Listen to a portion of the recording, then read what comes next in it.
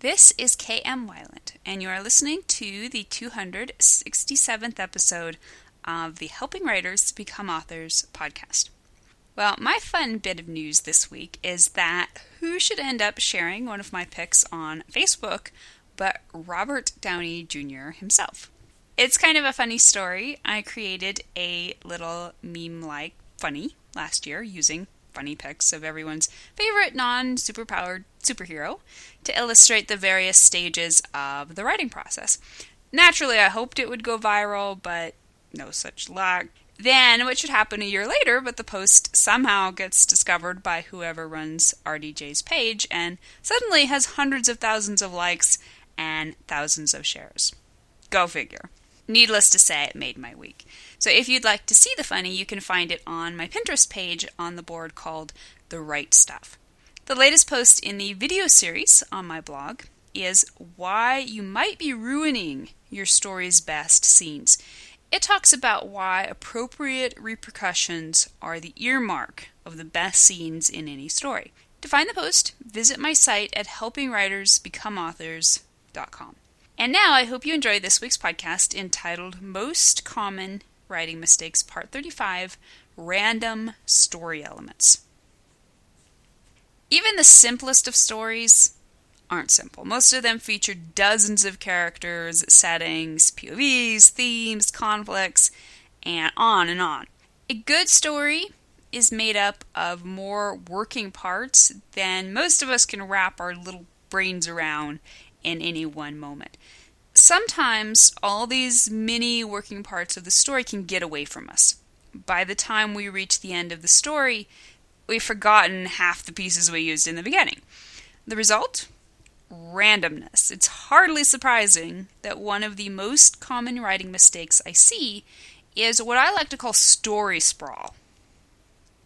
Random and sprawling don't sound so bad up front, but give these insidious little devils half a chance and they'll unravel your story's cohesion in the blink of a scene.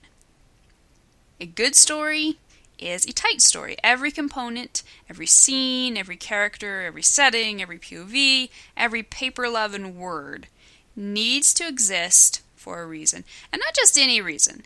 They need to fill a vacuum that can be filled by no other story component. If your story already possesses a component that could fill this particular vacuum, then why create a new component? Keep it tight. The problem with randomness in a story is that it's seductive. None of the random elements you might add to your story are inherently bad or wrong. In fact, sometimes they might be downright brilliant. So why not add that funny old miser character in chapter 34? Why not have your character visit the fascinating world of Delhi on his way home for his father's funeral? Why not stick in a glimpse of the POV of the clairvoyant beggar boy on the corner?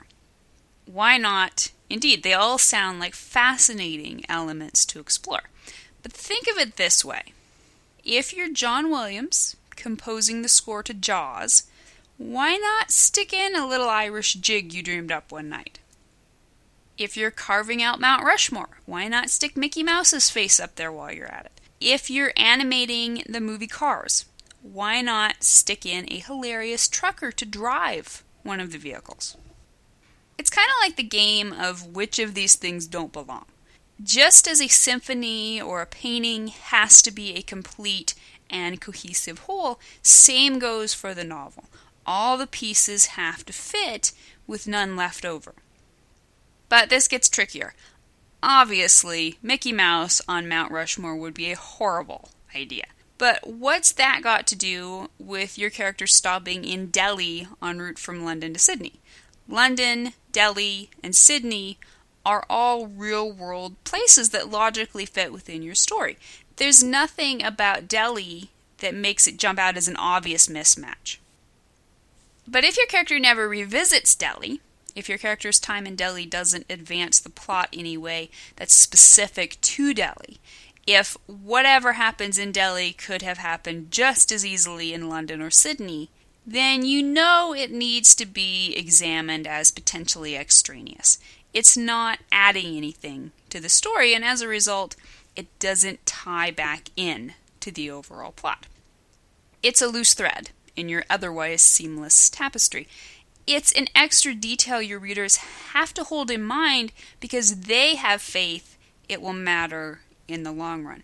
Even if they don't consciously recognize the loose end, it will still contribute to an overall sense of fragmentation. Add enough of these random components and your story will turn into a sprawling mess. Out of all the common writing mistakes we've discussed so far in this series, this is probably the most difficult to demonstrate since it's a story-wide problem. So consider the following abbreviated outline, obviously written by an author who let his story elements run wild. 1. Elle's POV.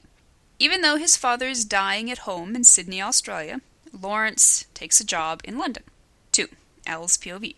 In London, Lawrence immediately clashes with his short-sighted boss who doesn't like Lawrence's ideas. 3. Elle's POV. Depressed, Lawrence takes a walk, meets Isabella, and falls in love. 4. B's POV. Billy, a clairvoyant beggar boy, watches Lawrence and Isabella walking their dogs and realizes Lawrence's father has died. He thinks this is sad. 5. Elle's POV. Receives word his father has died. 6. Elle's POV. Wants Isabella to come home with him. She doesn't want to. They fight. She breaks up with him. 7. Elle's POV. Flies home. Plane stops overnight in Delhi. 8. Elle's POV. While in Delhi, Lawrence wanders the city and, as the sun sets, decides his father wouldn't have been mad at him for leaving when he did. 9. Elle's POV. Back home at the funeral, Lawrence has to endure his miserly uncle's long tirade about how much money his aunt spends. 10. Elle's POV. Lawrence makes up with his family, calls Isabella, makes up with her. The end. We'll assume for the moment that this is an insanely brilliant story. Readers love Lawrence. They totally relate to him. Great book. Good job. But what immediately sticks out at you? Billy the beggar, the city of Delhi, and the miserly uncle and his long and thematically unrelated tirade, however funny, aren't contributing enough value to make up for fragmenting our otherwise amazing story. So, how do you write a tight, cohesive story? This one's relatively easy. Just cut Billy, Delhi, and the miserly uncle. If you wove them in tight enough that they leave holes in your narrative, and if you did, good for you, your instincts were trying to steer you to a tight story, then you have a couple of options. 1. Fill in the holes. Chances are you can cut Billy and the uncle without leaving too big a hole. All that's left for you to do is smooth out the surrounding narrative, to eliminate all references to them, and transfer any pertinent thoughts to Lawrence's own narrative. 2. Replace the random elements with pertinent ones. Sometimes the holes are going to be gaping. That scene in Delhi ran on for chapters, and since it featured Lawrence's all-important epiphany about his dad, it can hardly be called unimportant. So, the epiphany stays, but Delhi goes. Replace the random setting with a setting you've already used. Maybe Lawrence has that epiphany in the well-used London setting before he ever boards the plane. Or maybe he has the epiphany once he returns home to the Sydney setting that frames the whole story. 3. Reuse the random elements until they become pertinent. Let's say you really love the beggar boy and his POV. He turned out to be one of the best parts of the book. No problem. All that's needed to transform him from random to relevant is a larger story role. Introduce him and his POV as early as possible. Maybe Lawrence meets him when he gets off the plane in Heathrow. And use him consistently throughout the story. If he repeatedly impacts the story, then he'll never run the risk of being random. So, does this mean you have to reuse all your story elements? At this point, it might seem I'm saying any major element that is used only once is a random loose end. This will often be the case, but certainly not always. You'll rarely be amiss if you're able to find a way to reuse prominent elements. If nothing else, doing so helps you avoid extraneous characters and settings by prompting you to combine roles and settings, which in turn will deepen those elements. Likewise, bringing a story full circle with a framing device, for example, Katniss both starting out and ending up in District 12, will almost always add a cohesive, finished feel to your story. But for every story that reuses elements, we can also find examples of stories that don't, and yet still manage to avoid random sprawling. Star Wars: A New Hope is a great example. The only major setting that is reused in this story is the Death Star. The main characters go from the deserts of Tatooine, to the Jawa Crawler, to the Lars' farm, to Mos Eisley, to the Death Star, to the rebel base on Yavin 4, back to the exterior of the Death Star, then very briefly back to Yavin for the closing scene. Seems pretty random. So, how's it work? First of all, for all that the narrative jumps from setting to setting, and as a result from supporting characters to supporting characters, it never includes an extraneous setting. All the settings are important and necessary to the story. Second, every setting is appropriately foreshadowed. Before we arrive in Mos Eisley, Obi-Wan prepares us by telling us about this hive of scum and villainy.